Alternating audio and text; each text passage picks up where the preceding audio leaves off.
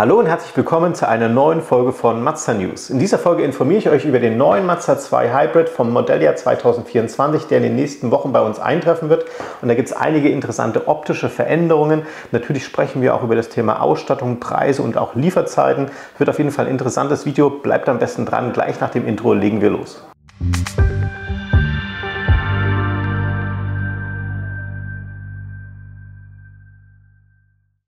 So, wie gerade schon angesprochen, Mazda 2 Modelljahr 2024 und ich habe wirklich viele Informationen für euch wieder dabei. Deswegen haben wir wie gewohnt eine Präsentation vorbereitet und wenn ihr da irgendwelche Punkte findet, die euch mehr interessieren, drückt einfach auf Pause oder springt irgendwas, wenn ihr sagt, das interessiert euch nicht so sehr. Dafür ist es natürlich auch gedacht und wir steigen direkt mal ein mit einem ersten Eindruck, wie denn das Auto eigentlich jetzt hier im neuen Modelljahr 2024 aussehen soll. Und ihr seht schon hier auf diesem Werbefoto, vorne die Front, die hat sich tatsächlich doch deutlich geändert. Wir haben deutlich größere Lufteinlässe, wirkt ein bisschen sportlicher, aggressiver. Aber ich habe noch eine kleine Besonderheit für euch. Wir haben tatsächlich sogar echte Fotos vom Fahrzeug, obwohl es noch gar nicht auf dem Markt ist. Lasst uns die mal am besten anschauen. Ich glaube, das ist noch ein bisschen schöner als ein normales Modellprospektfoto. Hier seht ihr mal zwei Neuerungen. Natürlich vorne die neue Front und zusätzlich auch eine neue Farbe, die ich richtig klasse finde. Wirkt toll bei dem Auto. Ihr seht gerade die höchste Ausstattungslinie, Humura Plus wird die heißen. Hier vorne echt schick gemacht. Ihr seht schon, das ist echt sportlich und dynamisch. Die Front hat sich ein bisschen an den Mazda Designs orientiert, an dem sogenannten Kodo Design und wirkt jetzt natürlich auch ein bisschen schlüssiger ins Mazda Modellprogramm rein. Ich finde, da haben die Mazda Designer wirklich gute Arbeit geleistet.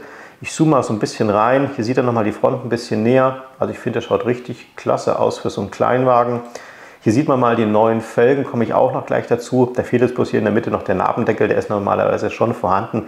Aber die neuen 17 Zoll Felgen in Schwarz, ich muss sagen, auch richtig, richtig schick auf so einem Fahrzeug.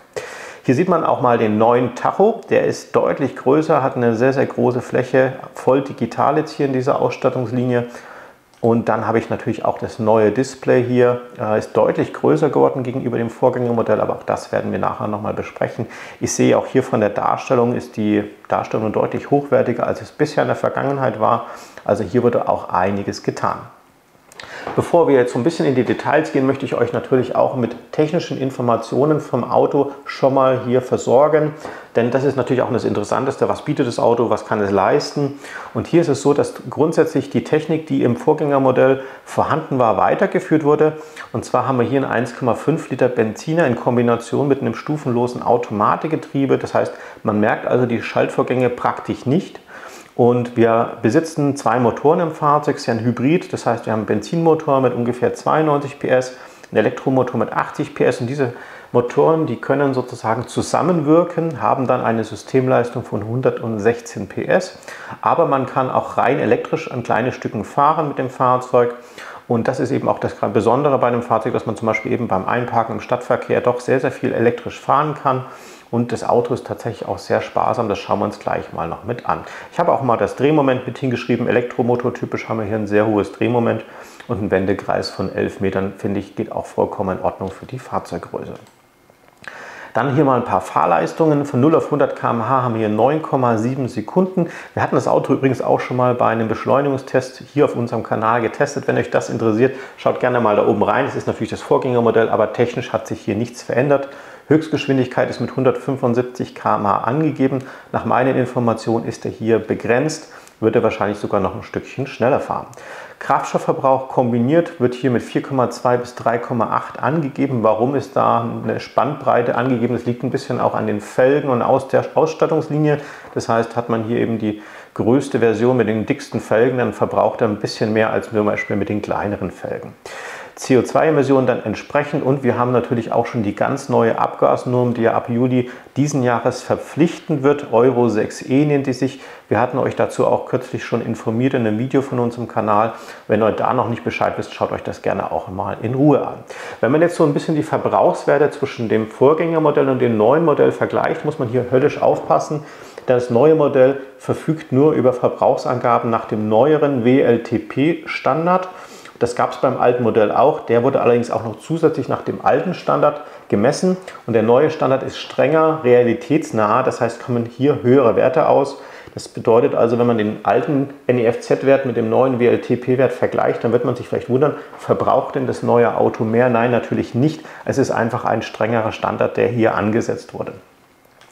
Dann haben wir noch das Thema Gewicht und Abmessung, schauen wir uns natürlich auch mal an. Wir haben ein Fahrzeug mit ungefähr 1200 Kilo, finde ich tatsächlich sehr wenig, gerade weil halt wirklich die Autos heute mit E-Antrieb doch relativ schwer sind. Dann haben wir natürlich auch die Möglichkeit, hier noch eine Anhängerkupplung zu montieren. Damit kann man natürlich jetzt keine Wohnwagen oder irgendwas ziehen, das ist eher so für einen Fahrradträgertransport oder vielleicht zum Beispiel hier für einen kleinen Gartenanhänger gedacht. 450 Kilo, sowohl gebremst als auch ungebremst die gleiche Last. Dann die Fahrzeugmaße, Kofferraumvolumen, da hat sich allerdings nichts verändert. Also das könnt ihr euch gerne auch nochmal in Ruhe anschauen. Jetzt ist natürlich interessant, auch mal den Vergleich zu sehen vom bisherigen Modell links von euch und dem neuen Modell rechts von euch. Hier sieht man, glaube ich, ganz gut die neue Grill, die neue Stoßstange vorne. Da haben wir also massive Veränderungen. Ich finde, wie ich schon gesagt hatte, das hat Mazda sehr schön gelöst. Das Auto wirkt dadurch noch ein bisschen dynamischer, sportlicher. Mir gefällt es richtig gut. Wobei ich dazu sagen muss, dass ich eigentlich auch die alte Front schon sehr, sehr schick fand. Schauen wir uns das Ganze auch mal von hinten an. Da gibt es eher kleinere Veränderungen. Man hat dieses Band, das sich hier an der Heckklappe befand, tatsächlich dann eben jetzt hier eliminiert, hat das Ganze so ein bisschen kleiner gemacht. Man sieht es hier an diesem Bereich. Mir persönlich hat dieses Band nicht so besonders gut gefallen. Deswegen finde ich diese Veränderungen, die sie jetzt durchgeführt haben, durchaus sehr schick. Und das Auto wirkt dadurch noch ein bisschen aufgeräumter, finde ich persönlich. Von der Seite hat sich nicht wirklich viel verändert. Man sieht natürlich jetzt vorne hier diese Einlässe noch ein bisschen deutlicher, aber ansonsten hat sich hier designtechnisch eben nichts verändert. Dann haben wir noch das Thema Felgen. Da bleibt es zumindest bis zur Centerline komplett identisch. Bei den Exclusive Line, die jetzt dann neu dazugekommen ist, haben wir prinzipiell das gleiche Felgendesign, aber eine etwas andere Farbe. Und es gibt jetzt eben eine neue 17 Zoll Felge, die ihr gerade auch schon in Live gesehen hattet, in Schwarz. Und die schaut wirklich sehr, sehr schick aus und die gibt es ab der Humura-Linie. Dann hatten wir auch schon ganz grob schon mal über Farben gesprochen. Ich zeige euch gleich noch die komplette Farbauswahl. Eine Farbe entfällt, das ist das Bronze und man hat es eben durch dieses Blau ersetzt. Ich finde dieses neuen Blauton tatsächlich sehr schön. Ihr habt es ja gerade schon gesehen, es wird wirklich gerade mit dieser Humura-Ausstattungslinie wirklich sehr, sehr sportlich. Und hier seht ihr nochmal alle Farben im Detail. Es gibt dann die sogenannten Premium Metallic Farben, das sind dann eben Mehrschichtlackierungen, die sind etwas teurer vom Aufpreis. Dann gibt es eine Farbe, die nennt sich Luna White, das ist also ohne Aufpreis und alle anderen Farben sind eben normale Metallic Lackierungen. Dann gibt es bei den Stoffen noch eine kleine Veränderung. Grundsätzlich muss man sagen, in der Basis und in der höchsten Linie sind die Stoffe identisch. Wir haben in der Basis eben schwarz-schwarz. Ab der Center und Exclusive Line haben wir hier eine andere Stoffauswahl, ist leicht gemustert.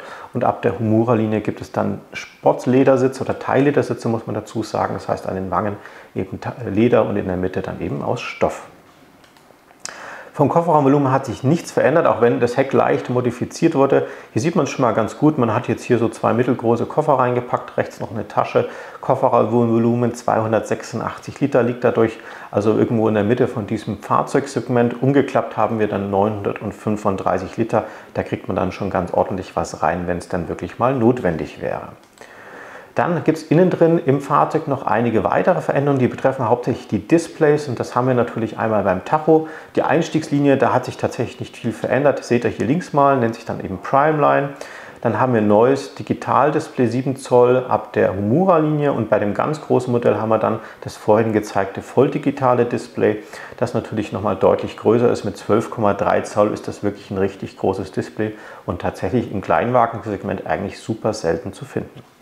Das mittlere Display selber ist auch größer geworden. Wir hatten vorher als Standard eben das 7 Zoll, da haben wir jetzt ein 9 Zoll Display und wir haben auch jetzt bei den hohen Linien ab Humura Plus dann eben statt 8 Zoll die 10,5 Zoll. Ihr seht hier schon, das ist also wirklich ein richtig schönes großes Tablet, würde ich schon fast sagen. Also da hat man wirklich eine sehr, sehr gute Sicht. Grundsätzlich auch wichtig zu wissen, Wireless, Apple CarPlay und Android Auto sind mittlerweile serienmäßig. Und das ist natürlich auch eine schöne Sache, das gab es bisher eben nur kabelgebunden. Dadurch kann man sich natürlich bei den meisten Modellen dann auch eben das Navi sparen, weil man einfach sein Handy dafür benutzt. Dann gibt es noch bei den Sicherheitsfeatures einige Veränderungen. Da hat Mazda hier zusätzliche Extras integriert, die bisher ja auch für uns teilweise neu sind in diesem entsprechenden Preissegment. Zum Beispiel gibt es jetzt eine Geschwindigkeitsbegrenzer in Kombination mit der Verkehrszeichenerkennung. Das heißt, wenn ihr also mit Geschwindigkeitsbegrenzer fahrt, um euch selber so ein wenig ja zu bremsen. Falls ihr zum Beispiel auch schon ein paar Pünktchen in Flensburg habt, dann könnte man jetzt eben durch Tastendruck die ausgelesene Geschwindigkeit hier direkt in den Geschwindigkeitsbegrenzer übernehmen, sodass man eben hier nicht nochmal nachkorrigieren müsste. Außerdem erfüllt dieses Fahrzeug natürlich auch die neuesten EU-Richtlinien, die ab Juli diesen Jahres ebenfalls verpflichtend werden. Das heißt, ihr würdet hier auch eine Warnung bekommen, wenn ihr zum Beispiel eben zu schnell fahrt, das heißt also die vorgeschriebene Geschwindigkeit deutlich überschreitet. Dann gibt es ein neues Sicherheitssystem, das nennt sich Nothalteassistent und ist eben dafür da, wenn das System wahrnimmt, dass ihr beispielsweise bewusstlos seid oder eingeschlafen seid, dann wird das Auto eben euch warnen und gleichzeitig dann auch noch zum Stillstand bringen. Ich habe hier mal ein kleines Video für euch vorbereitet, dann kann man das, glaube ich, ganz gut erkennen. Das schauen wir uns jetzt einfach mal zusammen an. Ihr seht schon, Fahrer simuliert, ist jetzt eingeschlafen, Kamera erkennt das. Kommt zur nächsten Warnton. Wenn man da nicht reagiert, wird der Warnton noch ein bisschen heftiger. Geschwindigkeit geht runter. Wenn der Fahrer immer noch nicht reagiert, bleibt das Auto dann einfach stehen mit aktivierter Warnblinkanlage. Also finde wirklich persönlich ein sehr, sehr gutes System, da es eben zum Beispiel eben auch bei Sekundenschlaf oder Bewusstlosigkeit hier dafür sorgt, dass das Auto sicher und kontrolliert zum Stehen kommt. Dann gibt es noch zwei weitere sehr hochwertige Sicherheitsfeatures bei diesem Fahrzeug, die ebenfalls im Kleinwagensegment bisher nicht vorhanden waren. Das eine nennt sich proaktiver Fahrassistent und das Ganze ist auch kombiniert mit einer sogenannten Beschleunigungsunterdrückung bei Aufprallgefahr. Stellt euch mal folgende Situation vor, ihr fahrt also auf einen Pkw drauf zu, merkt vielleicht, oh Mensch, der ist doch langsamer als ich dachte. Was macht er dann? Natürlich müsst ihr erstmal auf die Bremse gehen.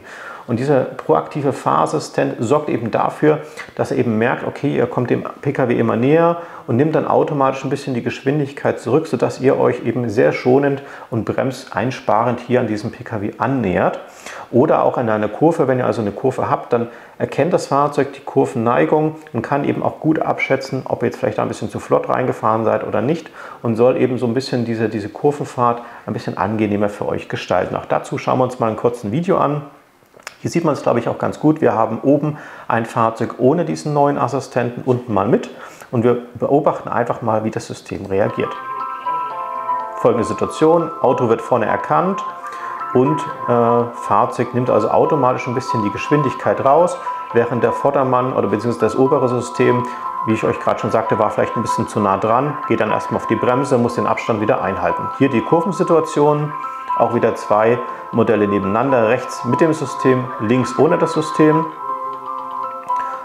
Und wie ihr das vielleicht auch manchmal kennt in so einer Kurve, ihr fahrt da vielleicht ein bisschen schnell rein, dann müsst ihr wieder abbremsen und das versucht dieses System eben intelligent zu lösen. Auch hier wieder mit wenig möglichst Bremseinsatz das Ganze und dadurch natürlich auch stabiler zu fahren, dass es euch eben nicht aus der Kurve rausdriftet. Und die Beschleunigungsunterdrückung bei Aufprallgefahr ist im Endeffekt das folgendermaßen. Das heißt, wenn das Auto erkennt, dass vor euch ein Fahrzeug ist, das zum Beispiel immer näher kommt und ihr der urplötzlich Gas gibt, dann wird das Auto hier eben diese Beschleunigung unterdrücken, damit es da eben nicht zu einem Auffahrunfall kommt. Dann ist natürlich auch immer interessant, was gibt es dann eigentlich an schönem Zubehör? Und da gibt es speziell natürlich für die schwarzen Felgen hier solche Kappen, die kann man dann auf diese silbernen Radmuttern drauf tun, damit es auch schön harmonisch ausschaut. Oder was ich auch richtig klasse finde, ist hier so ein Stopper für Gepäck, dass das Zeug nicht im Kofferraum hin und her fliegt. Da gibt es dann zwar auch immer so Gummimatten und sowas, aber das finde ich tatsächlich intelligent, dass da eben nichts in der Gegend rumschlägt. Dann natürlich Räderdiebstahlsicherung, wenn man seine neuen Felgen auch ein bisschen gegen Diebstahl sichern will. Und wie ich schon sagte, eine Anhängerkupplung kann man ja auch nachrüsten. Anhängelast eben 450 Kilo. Stützlast ist für einen Kleinwagen natürlich ein bisschen weniger als bei den großen PKWs mit 50 Kilogramm. Dann schauen wir uns natürlich auch mal das Angebotsprogramm vom Mazda 2 an. Links seht ihr mal das Vorgängermodell. Da war das Ganze ein bisschen aufgedröselt mit verschiedensten Paketen. Das hat man jetzt stark vereinfacht, zusammengerafft. Es gibt aber auch einige neue Ausstellungsextras, die es eben vorher nicht gab. Einiges hatte ich euch gerade auch schon präsentiert. Und man hat die Linien so ein bisschen angepasst an das normale Mazda Line-Up, nenne ich das immer. Und wir beginnen also mit der Primeline-Ausstattung.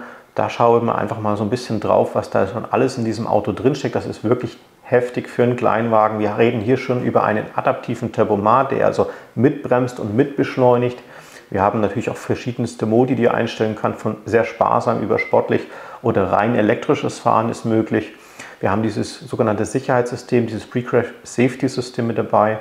Spurhalteassistent, Verkehrszeichenerkennung, automatische Fernlichtsystem finde ich klasse, Rückfahrkamera und Klimaautomatik um einfach hier mal die wichtigsten Sachen zu nennen. Und natürlich auch das große Display, das neue mit 9 Zoll, ist auch schon mit integriert. Der Primeline selber fängt bei 24.990 an. Das sind die unverbindlichen Preisempfehlungen, die ich euch hier dann entsprechend nenne. Richtige Angebote müsstet ihr dann natürlich dann bei eurem Mazda-Händler erfragen. Wir schauen mal weiter in die nächste Linie, das nennt sich dann Centerline. Ich sage immer noch Centerline, weil das eigentlich der normale Begriff ist. Es ist kein Tippfehler, das heißt wirklich Centerline. Wahrscheinlich kommt das Ganze so ein bisschen aus dem Französischen. Das Fahrzeug selber beginnt dann ab 26.490 €. Zusätzlich zu diesem Primeline-Modell haben wir hier nun das erste Mal Alufelgen mit dabei, ein Heckspoiler, Regensensor und eine Sitzheizung finde ich hier noch besonders wichtig. Die ist eben zusätzlich noch mit reingekommen. Also auf jeden Fall zum Beispiel für jemanden, der eben ein bisschen schickeres Fahrzeug will mit noch mehr Extras, ist das sicherlich eine sehr, sehr interessante Linie. Als nächstes kommt die Exclusive Line und wie der Name schon sagt, kommen wir natürlich jetzt schon in einen etwas exklusiveren, luxuriöseren Bereich. Wir haben dann schon eine Einpackhilfe vorne und hinten dazu. Das heißt also nicht nur die Rückfahrkamera, eine Lenkradheizung ist mit dazu gekommen oder auch ein komplett schlüsselloses, also ein Keyless-System, ohne dass man jedes Mal die Fernbedienung drücken muss, um ins Auto einzusteigen. Der Spurwechselassistent ist dann dafür da, dass das Fahrzeug euch warnen kann, wenn ihr zum Beispiel einen Überholvorgang starten wollt und sich jemand links oder rechts neben euch befindet, damit es da nicht zu einem Zusammenprall kommt. Die Alufelgen werden natürlich auch noch ein bisschen größer. Statt 15 Zoll haben wir nun schon 16 Zoll. Nun kommen wir langsam so ein bisschen in die sportliche Ebene, nennt sich bei uns immer Humura. Hier dann also die neuen 17 Zoll Felgen in Schwarz. Wir haben dann auch die abgedunkelten Scheiben, damit das ganze Auto auch ein bisschen dynamischer aussieht. LED-Scheinwerfer sind dann auch ins Auto reingekommen und LED-Nebelscheinwerfer. Wir haben dann innen drin auch eine Ambiente-Beleuchtung, die ich tatsächlich sehr schick finde. Da wird dann der Fußraum und auch so ein bisschen der ganze Mittelkonsolenbereich ausgeleuchtet, wirklich sehr, sehr edel. Dann haben wir einen schwarzen Dachhimmel, das wird ja auch immer wieder von euch gewünscht, finde ich auch klasse. Die Klimaautomatik ist dann links und rechts unterschiedlich einstellbar, für die eben häufig auch zu zweit fahren. Und wir haben dann im Tacho auch das neue Display, das etwas größer ist mit 7 Zoll. Und natürlich, nicht vergessen, die neuen Sportsitze sind natürlich auch dabei. Die müsst ihr euch wirklich mal anschauen. Die schauen richtig klasse aus mit dieser Teillederausstattung. Und dann kommt sozusagen als Krönung der Humura Plus. Ja, schon stattlicher Preis mit 32.890 Listenpreis. Aber wir haben hier wirklich ein absolut voll ausgestattetes Fahrzeug. Wir reden dann auch schon über Panoramaglasdach serienmäßig. Das große Display sowohl im Tacho als auch natürlich in der Mitte und dann auch schon Head-Up-Display mit dabei und auch noch zusätzlich ein Navigationssystem mit drin. Für die, die eben das Handy dann zum Beispiel eben nicht verwenden wollen, die können dann das Werksnavigationssystem benutzen. Also hier wirklich sollten keine Wünsche mehr offen bleiben bei diesem Modell. Dann ist natürlich immer die Frage, ja, wie schaut es denn aus? Wann kann man denn so ein neues Auto sich mal live anschauen oder wie lange wird es denn dauern, wenn ihr so ein Auto bestellt? Und grundsätzlich sind die Autos gerade im Moment noch auf dem Schiff, das heißt noch gar nicht beim Händler angekommen. Die ersten Autos erwarten wir so circa Ende Februar, Anfang März. Und dann wird es sicherlich auch nochmal eine offizielle Präsentation von Mazda zu diesen Fahrzeugen geben. Und dann könnt ihr natürlich auch mal bei eurem Händler die ersten Probefahrten durchführen. Wenn ihr dann wirklich so ein Fahrzeug bestellt, was sich nicht vielleicht schon im Vorlauf von eurem Händler befindet, dann ist aktuell die Lieferzeit circa 6 Monate bei so einem neuen Modell. Also hier könnte es tatsächlich sich auch lohnen, frühzeitig hier sich für so ein Fahrzeug zu entscheiden, dass das auch rechtzeitig noch kommt. Ja, ansonsten habt ihr irgendwelche Fragen zum neuen Modell, packt es wie immer unten in die Kommentare rein. Würde mich freuen, wenn euch das Video gefallen hat. Wenn ja, lasst einen Daumen nach oben da. Würde mich auch sehr freuen, wenn ihr unseren Kanal abonniert. Drückt die Glocke, dann kriegt ihr immer eine Info, wenn wir ein neues Video hochgeladen haben. Und ansonsten danke ich mich fürs Zuschauen und wir sehen uns wieder bei der nächsten Mazda News.